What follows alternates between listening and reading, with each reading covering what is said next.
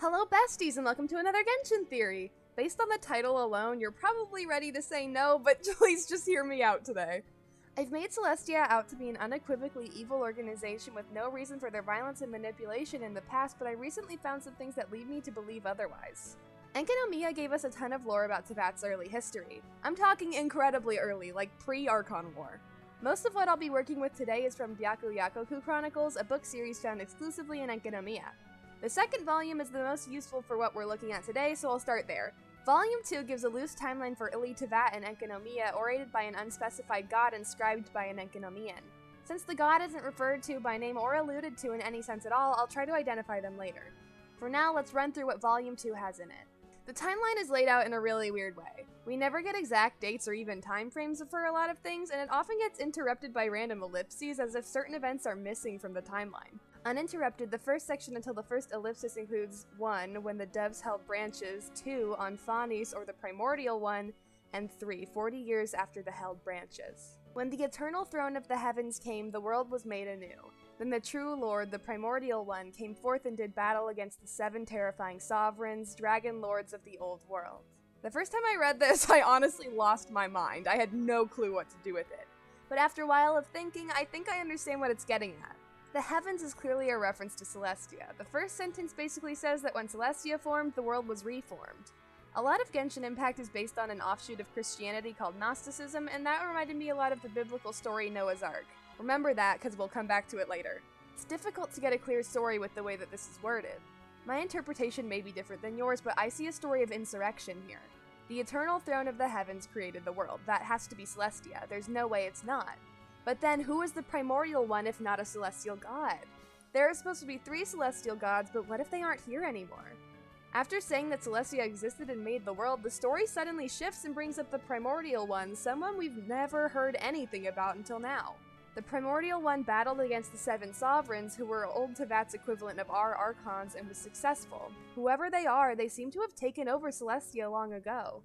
As for that second part, that's where I really got lost. After Celestia formed and the world was remade, the true lord, the primordial one, took over and fought against the 7 sovereigns. The sovereigns were basically the old world's version of the archons, but a little different. This was before the Archon War and possibly even before Celestia, so I don't think they ever had to fight for their power or anything. They just existed normally like everyone else, but had dominion over respective elements and locations throughout Teyvat. Personally, I think one of 2 things is possible with the sovereigns. Either they're a narrative parallel or metaphor for the currently existing archons, or they're literally their ancestors. The primordial one may have been Phanes. It had wings and a crown, it was birthed from an egg, androgynous in nature. But for the world to be created, the eggshell had to be broken. However, Phanes, the primordial one, used the eggshell to separate the universe and the microcosm of the world. That's a lot to unpack. I'm sure you're sensing a pattern with how crazy these chapters are. This entry is unique in that it doesn't necessarily describe an event, but a person. Do I think this is potential symbolism saying that the primordial one isn't confined to the rules of this world? Maybe. But we'll get to that soon. I find it strange that at the beginning, Phanes is theorized to be the primordial one, but later is referred to as the primordial one definitively. Nothing really there to theorize about, just thought it was weird. Phanes, like many other characters we met in Enkanomiya, is named after a character from Greek mythology. Much like in Genshin, the real-world Greek myth of Phanes is a winged, androgynous deity born from an egg. In mythology, Phanes is often entwined with the serpent. That explains Phanes' connection to Enkanomiya, but what about the rest of Teyvat? Identifying Phanes is a challenge. Phanes may be the oldest character we've heard of in Genshin so far. It used to be Zhongli at 6,000 years old, but Phanes has been around for way longer than he has. Most characters don't have their ages available though, so it's nearly impossible to find someone based on that alone. The description of Phanes isn't too far off from someone very close to us though. I brought this up before and I have to do it again, it's canon that all of the archons in Paimon are non-binary. Non-binary does not equal androgynous, but both do share the connotation of an identity existing outside of binary gender roles. Of course, it's impossible for any of the archons to be the primordial one because none of them are old enough, but we don't know how old Paimon is. Coincidentally, she also wears a crown and flies around everywhere. As for her relationship with Enkanomiya, remember the end of the Liyue Archon quests?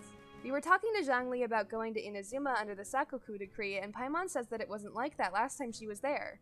We don't know if she's been to Enkanomiya specifically, but she's definitely been to Inazuma before, so it's not out of the question. And let's not forget what Enjo said about Paimon at the end of our encounters with him. He warned us that she may turn on us in the future. But before I go accusing Paimon of being Phanes / the primordial one any further, let's move on. 40 winters entombed the flames, and 40 summers churned the seas. The 7 sovereigns were vanquished, and the 7 nations submitted to the heavens. The primordial one, the great sovereign, began the creation of heaven and earth for our sake, that of its creations which it cherished most, who would soon appear on this earth. So it took 40 years for the primordial one to kill the sovereigns. In Genshin's entire timeline, that might as well be a few seconds. The primordial one must be really powerful, and more importantly, why did they kill the sovereigns? Again, we'll come back to that later. The second set of uninterrupted events takes place before Byakuyakuku descends into the ocean. The events in this one are 400 years after the held branches, the year of the Ark's opening, the year after the Ark's opening, and the year of Jubilee. The mountains and rivers were made, and the seas and oceans accepted those who rebelled and would not kneel. The primordial one and one of its shades created the birds of the air, the beasts of the earth, and the fish of the sea. Together they also created flowers, grass, and trees before finally creating humans, our ancestors, numerous as the stars in the sky, uncountable as the sand on the shore. From that time our ancestors made a covenant with the primordial one and so entered into a new age. In my opinion, this is the most significant event in the timeline. This was when the primordial one created humanity and entered a covenant with them. Covenant is yet another biblical word which basically just means an agreement with God. We don't know what this covenant entails, but I think the next few events can help us figure it out. The most famous covenant in the Bible is the Noahic covenant, which comes from the story of Noah's Ark. But if you think I'm pulling these Noah's Ark references from nowhere, think again. The primordial one had a sacred plan for humans. As long as they were happy, it too rejoiced. That's from Year of the Ark's Opening. Told you Noah's Ark would come back. Noah's Ark is one of the most well-known stories in the Bible, but in case you haven't heard of it, I'll summarize quickly. Long story short, God was unsatisfied with the world and wanted to recreate it. He asked Noah to create a boat, known as Noah's Ark, to save himself and 2 of every animal species in the world to repopulate the planet once the world had finished flooding. God flooded the world and killed everyone and everything, and the survivors basically just redid Earth. I get that that may sound irrelevant, but there's actually some implications that Teyvat experienced a similar flooding in the past. The description of the Inazuma talent domain, Violet Court, gives us all we need to know. Sometime in the ancient past, the mountains rose higher than the skies and the earth was larger than the heaven's dome. But one day, the mirrors shattered and the oceans arose. That's it. That's literally all we need. But you didn't think I would leave you with just one piece of evidence, did you? In Liyue, to collect geosigils, you need to collect fossils from around the map. Some of these fossils are really far away from the ocean, yet they all appear to be fossilized sea creatures. There's also huge shells on beaches in Liyue, Inazuma, and the Golden Apple Archipelago, implying that giant sea creatures once lived into that. Earlier I referenced the Noahic covenant. That covenant was incredibly simple. Noah would build the ark to protect himself and the few living beings who were chosen to survive the flood, and God would allow humanity to grow alone without divine intervention. To me, it sounds like Noah got off really easy. He didn't have to do much but build a boat, and then God would just leave him alone to do whatever he wanted. I doubt the covenant between humanity and the primordial one is as wholesome and basic as the Noahic covenant. But at the same time, this event is so simple. As long as humans were happy, so was the primordial one. So when and why did everything go wrong? The people worked the land, and so came the first harvest.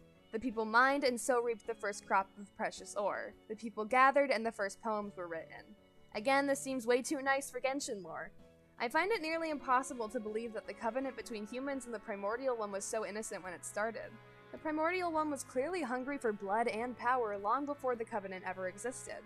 But we have no choice but to take this at face value for now. If there was hunger, the heavens would bring down food and rain. If there was poverty, the earth would bring forth its riches. If melancholy were to spread, the heavens would reply with their voices. The one taboo was to succumb to temptation, but the path to temptation had already been sealed. What temptation are they talking about here? From what we know so far, the most powerful gods in Teyvat have set a precedent for silencing those who learn the truth about their morals and actions by killing them.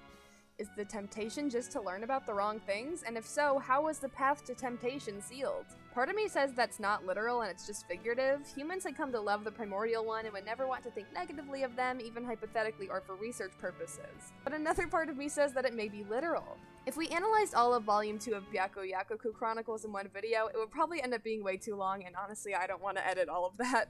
I'll cover the rest of Volume 2 and the other 4 volumes in next week's video.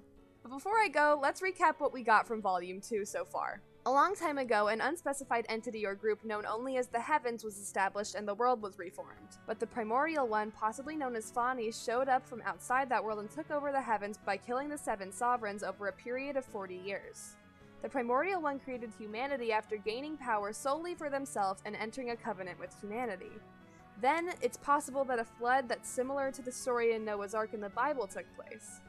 Humanity and the primordial one coexisted for a while without a problem. The path to temptation had been sealed, although we know that the path must have been discovered by humanity later, angering the primordial one. The primordial one could be Paimon, given the parallels between the two. After learning the true identity of the god of time, it's impossible for Paimon to be the god of time despite my previous theory. Besides being the god of time, I had two other theories for her identity. Either she's the lost deity of the Abyss element, or she's a celestial god. Thanks to what we've seen in Byakko Yakoku Chronicles, I'm leaning more towards the latter, but we'll get into that in more detail next week. So I had a guaranteed 5-star on Yai's banner, but I was on 50-50 and I got C1 Jean. I'm honestly not too mad about it because I use Jean all the time. I did pre-farm for Yai though, so I spent $100 to get her. All this YouTube money is going right back into Genshin Impact. I had some Genesis crystals left over after I got Yai, so I bought Jean's summer skin too. I might as well main Jean at this point with everything I have for her. But anyways, good luck to everyone else pulling for Yai right now. Hopefully you don't have to do what I did. Thank you so much for liking, commenting, and subscribing, and I'll see you next time. Bye, besties!